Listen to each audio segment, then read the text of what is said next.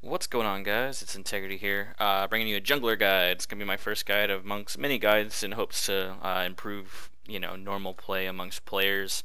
This is, I would say, a intermediate guide more than anything. It's gonna teach you a lot about the game and kind of the jungle role and how to play. I'm not gonna go too far into it, but I kind of want to start over timings and things like that, offensive warding, things like that. So generally, the way we start here is you look at there's Bumbas, which is generally the only jungle item in the game. As you can see, it's 30 plus health, and you also get 15 mana per second, and you get 10% heal when you actually clear camps. So if you have really good clear, it's actually not a bad item to have. However, I will say that most advanced junglers in this day and age actually go another route, which is a hunter item or a warrior item, which is Death's Toll right here, which is 15 to plus physical power, 90 plus health, 3 attack speed, and it also restores 5 health and 1.5 mana every just basic attack. So obviously, as you're kind of clearing lanes early, it tends to work. So unless you're really mana reliant or you plan to stay in the jungle a lot, I usually think Death's Toll is the best way to start. So we're gonna go ahead and grab that.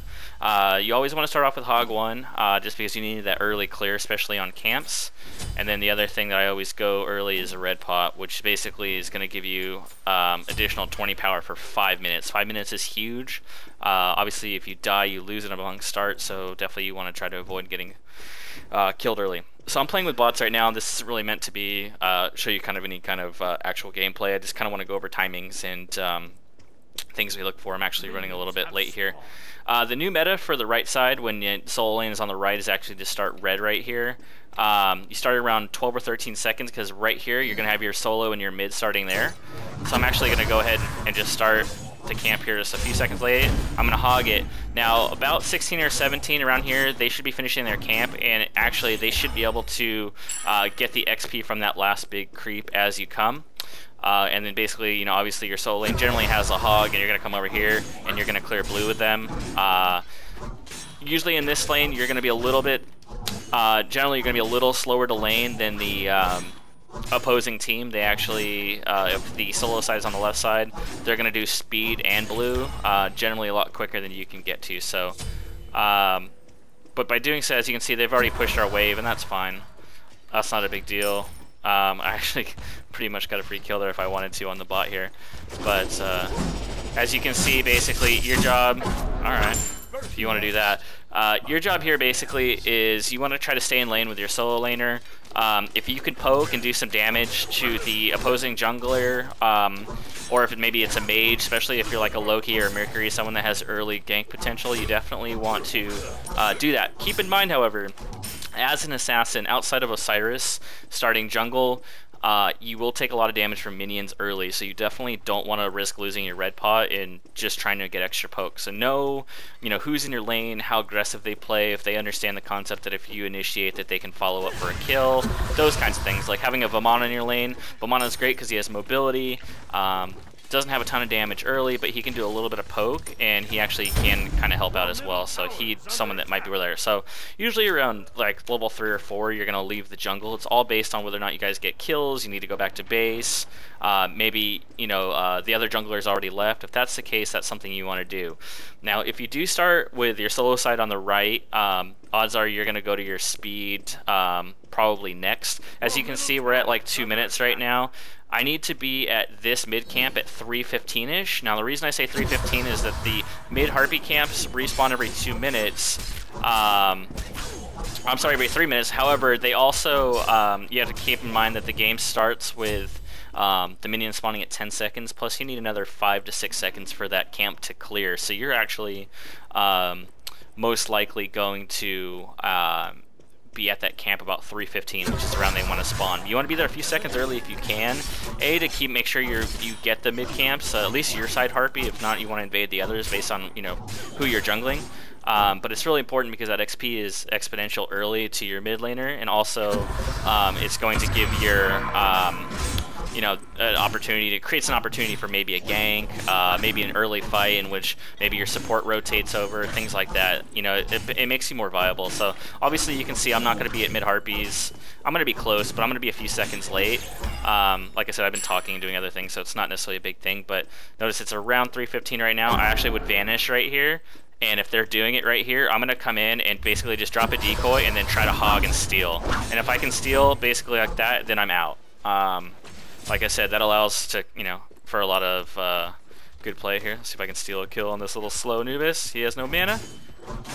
Yeah, big win. So, like I said, you definitely want to contest the camps when you can with the right, with the right assassins, the Lokis, the Mercuries, the Thors. If not, grab your right side for your, which is your normal side anyway, for your mid laner, and just go ahead and take that. If you can get both camps early, that's great. If not, it's not, the end of the world for your mid laner. But keep in mind, you want to definitely try to clear your camps, invade where you can. And make some plays. Another thing too, since the solo lane is on the right here, things that you can actually possibly do is, kind of come this way and try, set up a gank, things like that. Make sure your mid laner knows, unless you're playing in a, clans or ranked where they actually can, they see you on the mini map and they know you're coming. Generally, it's not always going to work out in your favor. I'm going to try to... Oh shit, my ult that's not working. No, I'm gonna die to the bots. Look what happened. Alright, so basically, I was just kind of dicking around there. Another thing to talk about here is red right here. I believe that junglers should get the red early. I know that it helps mages, but mages have a lot more action, and on top of that, you need to rely on early DPS as an assassin, especially like a Loki where you just do kind of burst damage. Another thing I try to recommend doing, if you are leaving red for your mage, try to pull it over like to right there, just so that the mage doesn't have as much work to do, or as much ground to cover per se. Your mid laner needs to be in mid lane unless he's rotating, and that lane's probably the most gankable. It's got the most action, and obviously your mage's early burst damage is important as well. But you want to leave that for them when possible. So keep an eye on harpies. Obviously, when they're up. I got this harpy up up here right now, so that's something that we're gonna look at. Let's see, what else can we talk about? So camp timers, that's really important. Like I mentioned, harpies are on a 3-minute timer.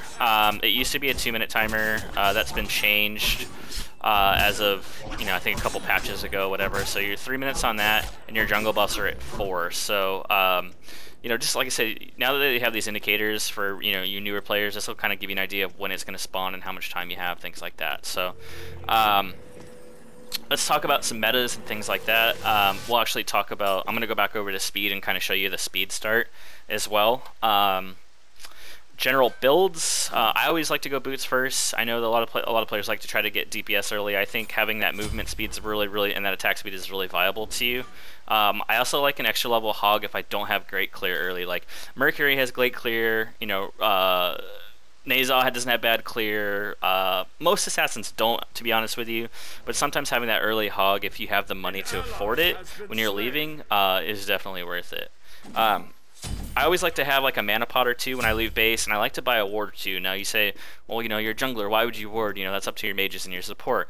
Well, I'll show you exactly why that, right now, why something like that might make sense. So, we're gonna go over and let's just pretend that this is your default start. Your solo lane's on your left. So you and your solo lane most likely both have hog. You can actually, drop a decoy here and hog this real quick. Pull the creep to right here, kill it over here so you can quickly start over here. Now what that does is if he has hog as well and you guys have decent bursts and decent gank ability like say a Mercury or a Thor, once you clear this camp, I always recommend just going to see if the invade's available for a couple reasons. One is if, like for instance, like my decoy is going to pull it, and it's actually a nuke as well. The other thing too is that it's going to scare off the opposing team because they know that I'm Loki and then I can obviously do some quick burst damage. So you might actually be able to steal a blue here, get them to disengage, force a fight, things like that. Just know that you can be aggressive right here because you're going to beat them to that most likely. Now obviously in some of the new meta, obviously you're going to have your enemy starting there. They might actually start this early, and if that's the case, don't invade. It's usually not worth it. The idea is to either steal blue or reset the camp, and it just basically keeps them out of the lane for one extra wave, and you get a little extra XP and gold out of it. I'm a big fan of trying to steal XP from the team early. I think it's really important. So let's say you're jungling over here with your solo, you guys are fighting, blah, blah, blah. Now, odds are their jungler, unless you kill him or he kills you, he's going to run like this way and go to mid and either do back harpies here or he's going to go straight to speed. what I recommend doing is if you have escapability. Now, I say escapability because it's a very dangerous and risky play early, especially if you could possibly lose your blue pot, or sorry, your red pot. Is one thing I would actually do. Oh, look at that! I just got Loki'd, or I just got Anubis. Sorry, but I'm trying to teach a guide here, guys. You guys are messing my shit up.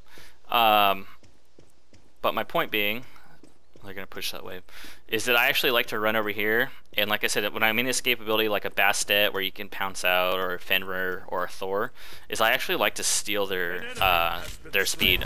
By the time you probably get over here, your hog should be back up, so you can actually hog it really quickly.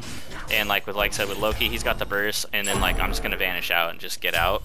That actually might have set up for a gank over here on duo. Lots of things that can happen.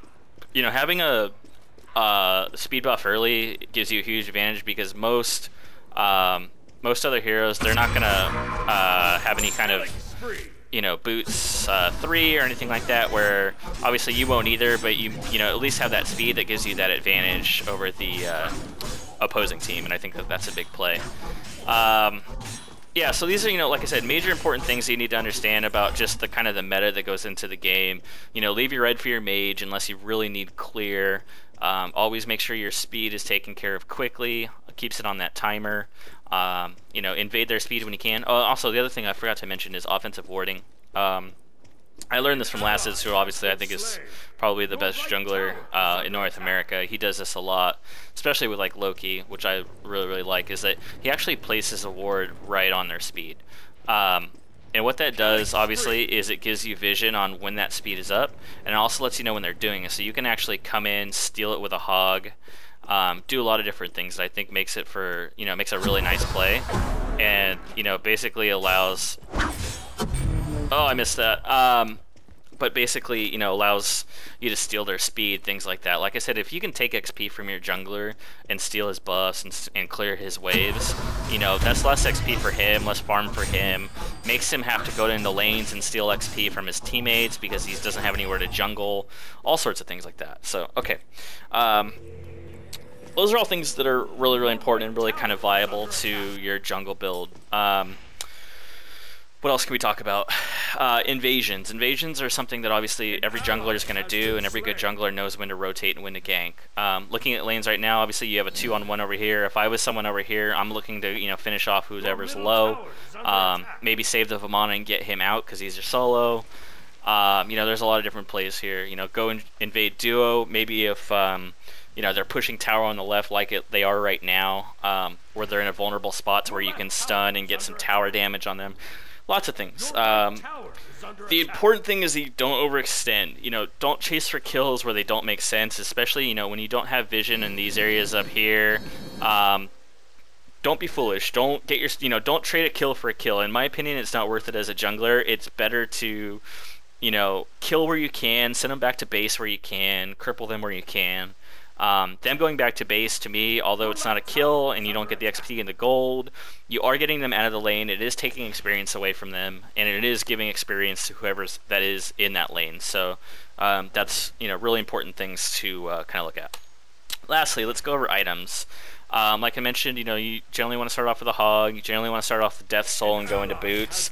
Depending on the hero, there's a lot of different builds. Most builds these days with like a Bastet, a Thor, you generally are going to go right into Jotuns, mainly for that 25% cooldown reduction, because you need your spells, especially Bastet with your cats early, and your 2. Your 2 does a ton of damage. Thor's ultimate, Thor's 3, things like that. Loki, it's good on for sure, because it lowers your vanish time, keeps you in fights longer, or gets you out of fights longer. Either way you look at it. For instance, like on a Mercury, I love to build Devo gloves on a Mercury. Now, normally it's a hunter item. However, Mercury is one of those heroes that you're actually going to auto attack with, one of those assassins that you are going to auto attack with, so his lifesteal actually does come in play. And obviously, like I said, you are going to do a lot of crit damage, you are going to have a lot of speed, even early game you are, so having Devo gloves and stacking them actually makes you really, really viable. So, other items to note that are really, really good for you. Kins are always really good, especially on like an Osiris, where attack speed and the chunking ability is really good. Heartseeker is always an option. However, you got to keep in mind that the only time you're really going to go Heartseeker is you know that you're not going to die or that you have a big gold lead, just because losing those stacks are really, really kind of detrimental to the item. As you can see, it's only plus 25 as a base. Obviously, once it stacks up, it's plus 75, and that's great. However, you do need to be max stacked for that to be viable. So these are just things to kind of think about. You definitely want to build into crits at some point, especially on a Mercury early. Deathbringer is a great item, obviously, just for the the passive, the fact that your crit chance goes up 50%. However, I think Rage is a great item early, just because you are saving some money. You can look at there's basically $400 difference, and even with the passive, you're still going to crit quite a bit early. And ultimately, you just want the crits. You want the crit chance because they will crit, they will proc, regardless of what item you have there. And then let's talk about penetration. Titans is always really good. Obviously, it's the biggest pen item in the game. It's usually your 4th item.